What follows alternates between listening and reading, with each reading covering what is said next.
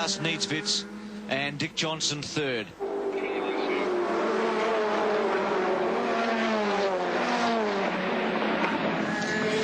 Good dice going on here as the 35 car is now being pushed along by number 9 there, Greg Hansford, in the second of the ANZ Sierras.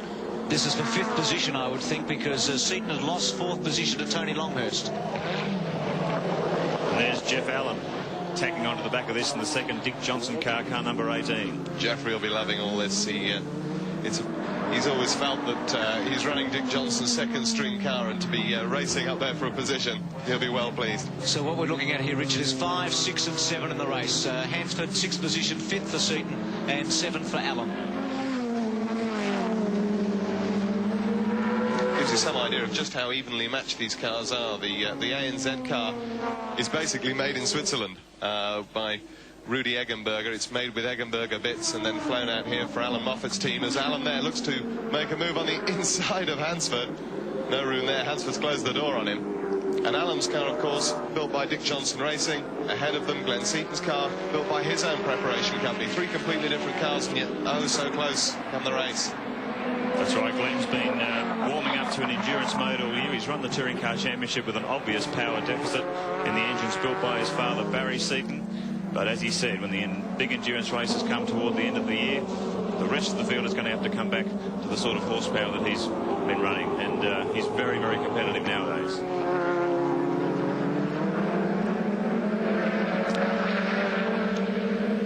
Jeff Allen working away there in the 18 car, pulls out of the draft, out of the slipstream, and alongside of Greg Hansford.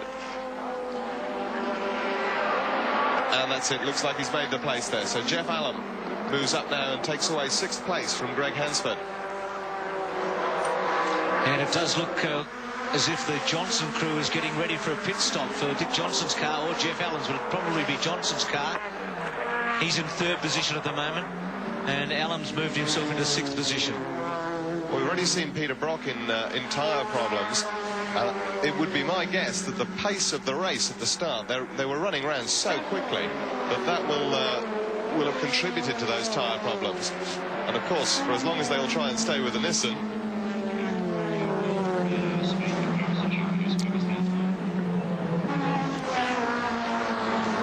let's have a look at the Auto World Conrod comparison just to see who is the quickest down Conrod Straight. This is the fastest section of the course, and you can see that the Richards Nissan at 287, Allen surprisingly 285, Jones at 283, he's under 55 on the grid, Hansford at 283. So Richards the fastest down Conrod, no real surprise there. 55 in the pits, that's Walcott. And as we said, it did look as if the Shell team was getting ready for some action down there a couple of minutes ago, but still no sign of Johnson going in or Allen. I was talking to Neil Lowe yesterday. He was hoping to get about 38 laps out of the lead car, and perhaps 41 laps with the second car. They're very accurate on their fuel consumption figures, the Shell team, and they're going to try and get the maximum out of each tank of fuel. Seems a little bit optimistic, that, as we take a look there at Jeff Allen again, looking for a way past Glenn Seaton on the straight. It's surprising just how quick that car is in a straight line, especially when you consider that it's the second string car, and almost traditionally it seems that the second string car has been slightly slower in the Johnson team. Here comes Allen up on the inside of Seaton, moves up another slot as they go around Murray's. And it's lap 17 as they cross the line. Allen. And Seaton's not going to give that place away. He's fighting back as they go to swing up the mountain. But Hansford has it. So he's just lost 2 positions in quick succession to Allen and also to Hansford. So Seaton, who started at 4, has got himself back to 7th. And the Johnson team have got 2 in the top 5, and the Moffat team have got 2 in the top 6. Dulux Auto Colour race cam there on the roof of Glenn Seaton's car. This is a really sensational view of Mount Panorama. You really get an idea of the speed here. These guys are running on a very, very narrow racing line around this place, and it is very exacting.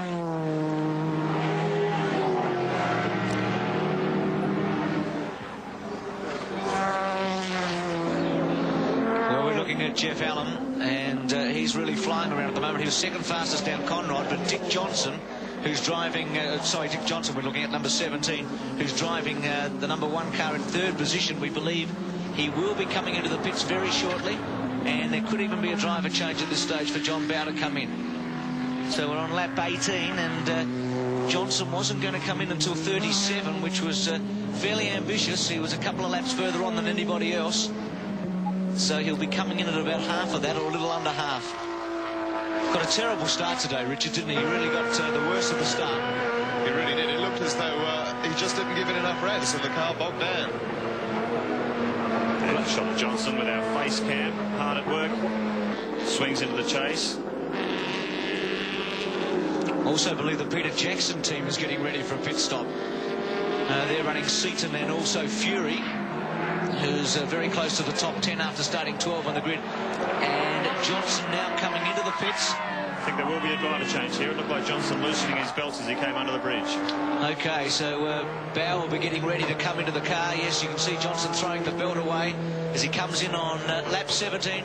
And let's join John Brady in the pits. Thanks very much. And yes, that's exactly the situation. They've decided that they've got to come in for a puncture, so if they're going to do that, they may as well go the whole hog through the whole sets of tyres, obviously, and also the driver change, get it out of the way now.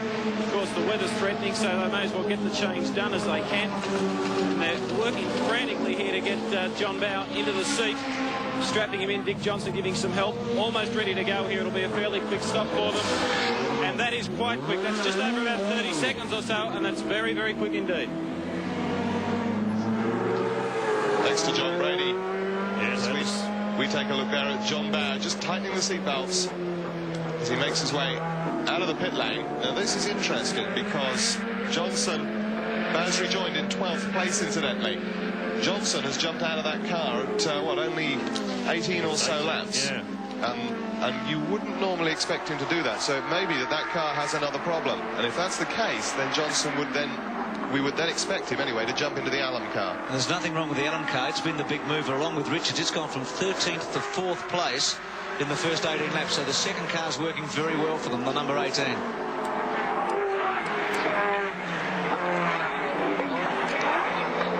We've been told also that the Seaton car may have a problem with tyres overheating. He's going to take it easy for a couple of laps out there and then assess the situation as to whether he'll come in and make a change or not. So he has lost a couple of positions. We saw both Hansford and Allen take him a lap or two ago.